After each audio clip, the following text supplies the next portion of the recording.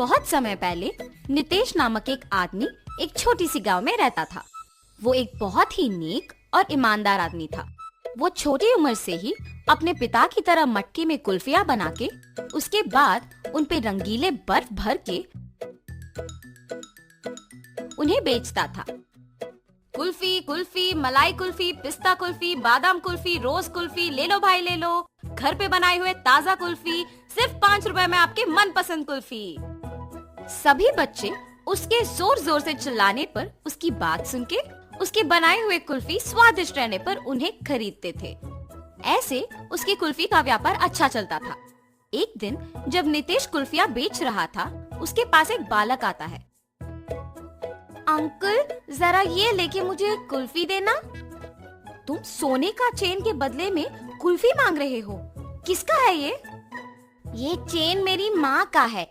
उन्होंने मुझे कुल्फी खरीदने के लिए पैसे नहीं दिए, इसीलिए मैंने उनको बताए बिना ये चेन लेके आया हूँ। ये लेके मुझे कुल्फी दे दो। तुम्हारे माँ को बताए बिना ऐसे इतनी महंगी चेन लाना गलत है ना बेटा, ऐसे नहीं करते। ये चेन अपने माँ को वापस कर दो। मुझे तभी पैसे दो जब तुम्हारे पास है।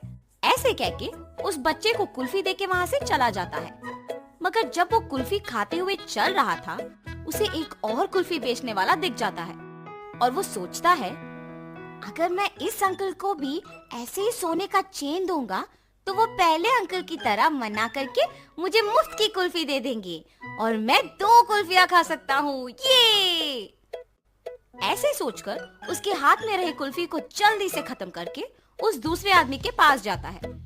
अंकल अंकल, ये चेन लेके मुझे कुल्फी दीजिए ना। ठीक है बेटा, 1 कुल्फी क्या 2 लेके खाओ। ऐसे कह के बबलू के पास से वो चेन लेके उसे 2 कुल्फियां दे के वहाँ से चला जाता है। बबलू अपने दोनों हाथ में कुल्फियां देख खुश होके चेन के बारे में भूलकर खाते हुए वहाँ से घर चला जाता है। इतने में बबलू की माँ सोने का चेन ना दिखने पर घर पूरा ढूंढती है और तभी बबलू घर आता है। बबलू, क्या तुमने मेरा सोने का चेन देखा है बेटा? यहीं पे रखा था। अरे रे, 2 कुल्फियां मिलने की खुशी में मैं तो चेन के बारे में भूल गया ना। अब अगर मैं माँ को ये बताऊंगा तो मुझे पक्का डांटेगी।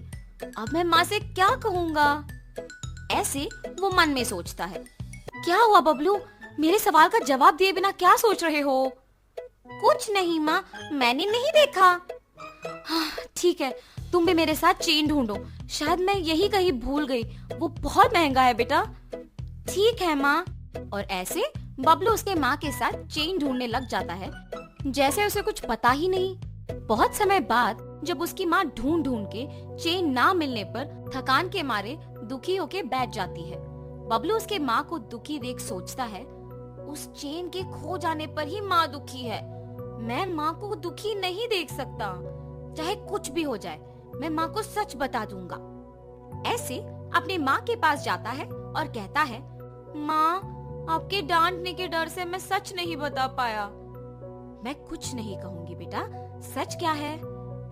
माँ, आपने कुल्फी खरीदने के लिए पैसे नहीं दिए ना, तो मैंने आपके सोने के चेन लेके कुल्फी वाले को देकर उससे कुल्फी लिया। 5 रुपए की कुल्फी के बदले में तुमने इतना महंगा चेन दे दिया।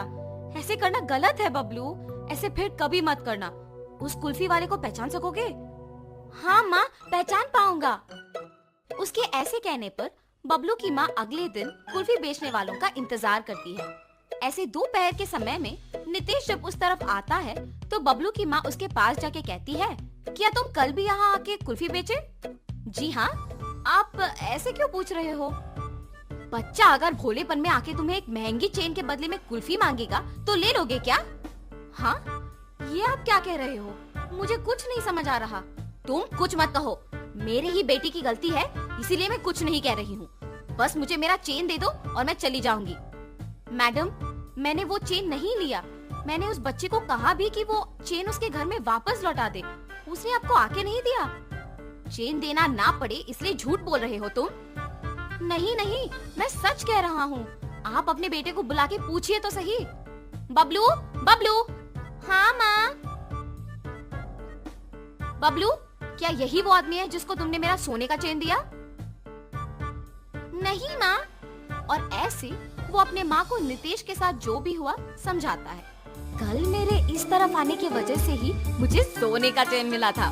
काश आज भी ऐसा कुछ हो। ऐसे सोचते हुए उस तरफ जा रहे कुल्फी वाले को बबलू देखता है।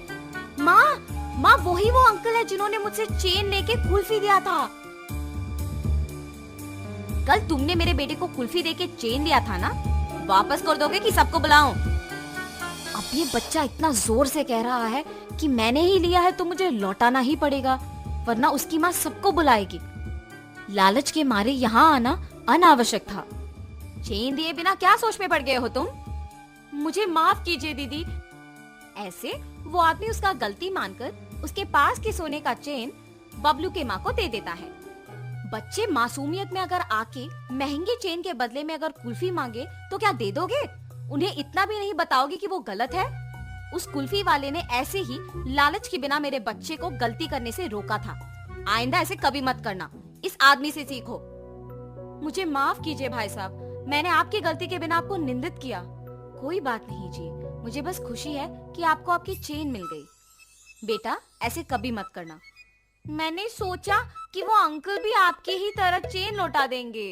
सब लोग एक जैसे नहीं होते बेटा, अच्छे लोग और बुरे लोग होते हैं। इसीलिए घर में अपने माँ बाप को बताए बिना कुछ नहीं करना चाहिए। आगे से ऐसे नहीं करूँगा अंकल। ऐसे कहकर खुशी से अपने माँ के साथ वहाँ से चला जाता है।